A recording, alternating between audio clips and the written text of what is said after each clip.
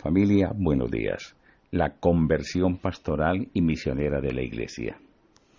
El obstáculo de la alienación aparece asimismo en otro pasaje. A veces somos duros de corazón y de mente.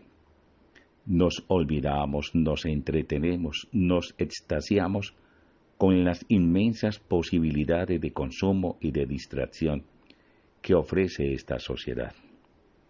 Así se produce una especie de alienación que nos afecta a todos, ya que está alienada una sociedad que en sus formas de organización social, de producción y de consumo, hace más difícil la realización de esta donación y la formación de esa solidaridad interhumana.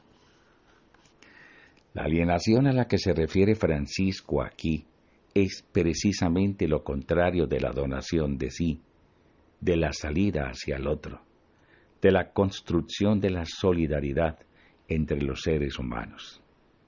Da que pensar también que una misma raíz, el inmanentismo que se traduce en aislamiento, pueda producir dos frutos tan diversos como la falsa autonomía que niega a Dios y una vuelta a lo sagrado y a búsquedas espirituales ambiguas.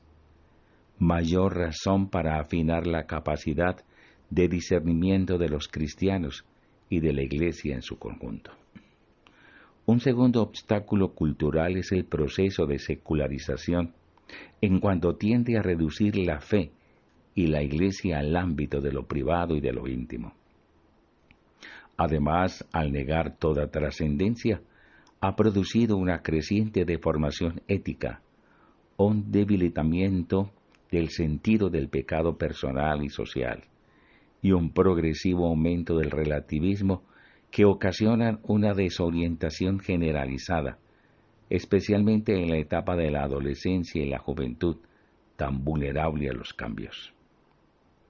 Luego de citar un pronunciamiento de los obispos de Estados Unidos, Francisco concluye: vivimos en una sociedad de la información que nos satura indiscriminadamente de datos, todos en el mismo nivel, y termina llevándonos a una tremenda superficialidad a la hora de plantear las cuestiones morales. Por consiguiente, se vuelve necesaria una educación que enseñe a pensar críticamente y que ofrezca un camino de maduración en valores. Vemos de nuevo la necesidad del discernimiento que supone una educación crítica.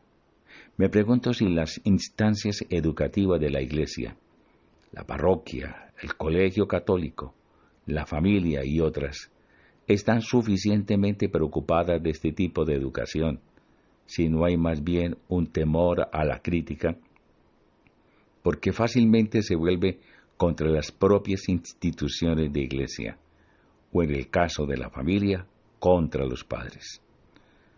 La costumbre de los últimos siglos en la Iglesia me parece más bien en la línea de una educación que adocena, que intenta hacer de las personas seres mediocres y por lo tanto súbditos dóciles.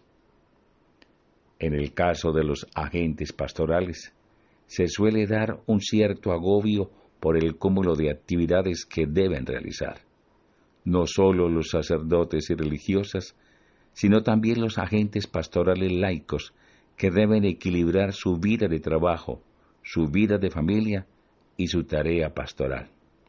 Pero Francisco piensa que el problema no es siempre el exceso de actividades, sino sobre todo las actividades mal vividas, sin las motivaciones adecuadas, sin una espiritualidad que impregne la acción y la haga deseable.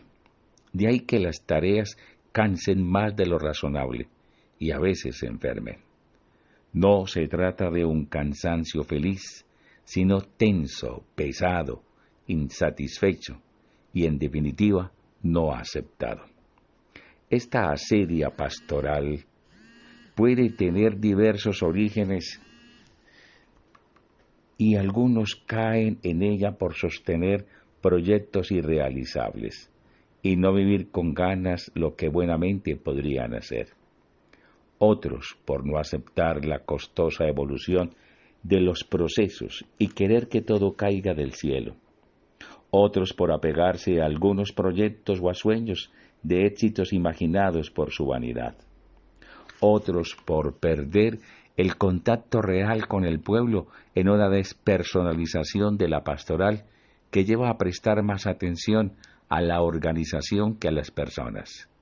Y entonces les entusiasma más la hoja de ruta que la ruta misma. Otros caen en la sedia por no saber esperar y querer dominar el ritmo de la vida. El inmediatismo ansioso de estos tiempos hace que los agentes pastorales no toleren fácilmente lo que signifique alguna contradicción, un aparente fracaso, una crítica, una cruz. Amén.